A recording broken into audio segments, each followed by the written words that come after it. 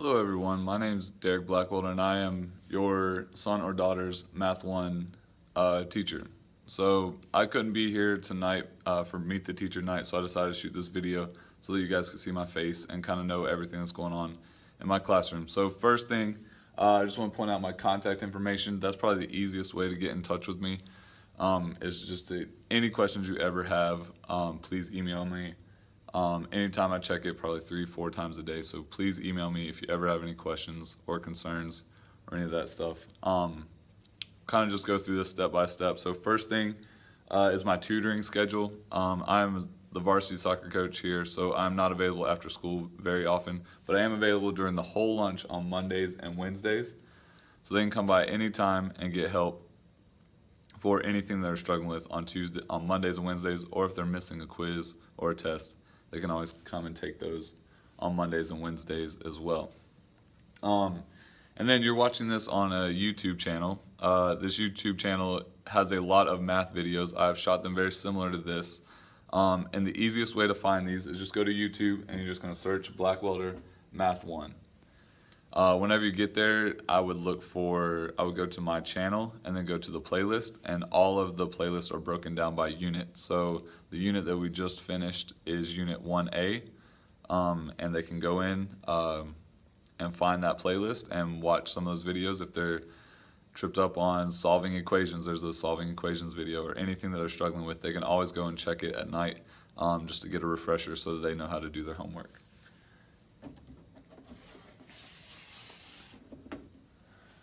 The other big thing is that Wake County is going towards is Canvas. So Canvas is just another website, kind of like Blackboard was last year, if anybody has experience with Blackboard. But every student has their own login. So the way that they're going to log in, they first need to go to this website, canvas.wcpss.net.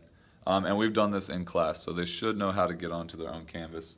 Login is their student email, so if I was logging in, it would be D Blackwelder. It should be the first letter of their first name and then their full last name. And then their password should be their student ID number. Once they're in there, if the teacher has published their site, they should automatically be logged into the class. We've done quizzes. There's quizzes on there. There's Google Forms on there for me. And then I'll be posting our packets that we do, all of the stuff, all the worksheets that we do in here. So if they're ever absent, they can always go and check Canvas and find what they missed for that day. Now to go through kind of our grading policy. Our grading policy, tests are 50% of their grade, quizzes are 35%, and homework/classwork are 15% of their grade. Now some of your students may have told you about the way that we do homework in here is I give them a few problems at home, 5 to 10 questions. It should take them about 30 minutes. If they're spending more than 30 minutes on their homework, then there's a problem and we need to talk about it. So hopefully homework is just a real quick practice. What we do the next day is we come in, we check it, and then we take a homework quiz. So I grade the homework quiz for accuracy, and then they get it back. Whenever they get it back, they have the chance to retake it and get a full score on it. So some of them have been doing that so far. So just make sure that to remind your students that whenever they first get it back, that's not their final score. They can still redo the homework quiz and fix all their mistakes so they get credit back. And the goal there is so that they understand the material before it comes time for the big test and they can't redo stuff. So we want them to figure out how to do all the math first so that they're good to go for quizzes and tests. And this kind of breaks it down for what their overall grade, which is the one that matters, that affects their GPA. So first quarter for Math 1, that's my first period class, 37.5% for each quarter, and then their final is worth 25%. In that class, the final is an EOC. So that is a state required test that they will take, and we will make sure that they are prepared for by the end. And then second and fourth period, that's Math 1A. So that is the same course, we just stretch it out. They get a lot more practice with each of the things. So that's 40% first quarter, 40% second quarter, and then their final is only 20%. So the final will come about halfway through the material that we cover, and then they should be enrolled in Math 1B, which they will then finish up the material for that class.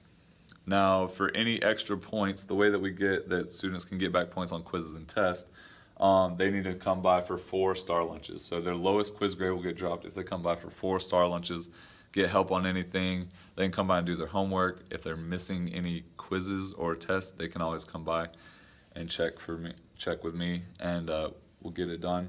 And then their lowest test grade will be replaced by their midterm or some cumulative test that we have at the end of each quarter that will replace their lowest test grade. So if they ever mess up a test, they then need to make sure that they restudy, make sure they know the material, and then whenever they come into the final or that midterm, they know the stuff, and then they can get points back, so that I know that they understand the material.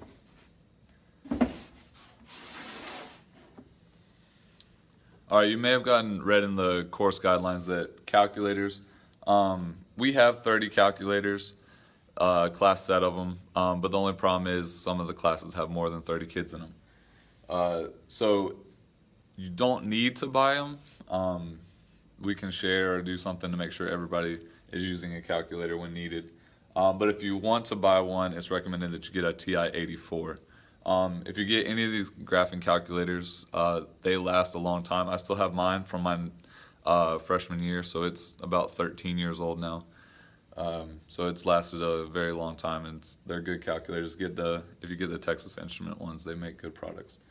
And then if you notice, there's a sideboard in here. It says missing assignments up at the top. That is a list of people that are missing anything from my class. So it's just like a gentle reminder for students to come by during Star Lunch to make stuff up. And whenever they attend, then that goes towards dropping their lowest quiz grade. And then something that we've been doing so far is they get a syllabus for Math 1A. They've been getting a big packet for the whole unit. And then on the front of that is the syllabus, which is what we cover each day. It has their homework assignments, all that on there. So if they ever don't know, it's already on the sheet for them. And then Math 1, which is first period, they get a weekly syllabus. And so that tells them when quizzes and tests are and all of that stuff. And then we do homework checks to make sure they're completing their homework on time. So that's kind of everything that goes along with my class. Make sure they're checking the YouTube site. If they ever get stuck with their homework, they should have homework probably 3 to 4 nights a week. They will have homework. We probably give 1 quiz or test every week, and they have usually 1 to 2 homework quizzes per week. So that's kind of the workload that we'll have. And if you have any other questions, please make sure you email me with that original email address, and I look forward to teaching your students for the rest of the year. Thanks. Bye.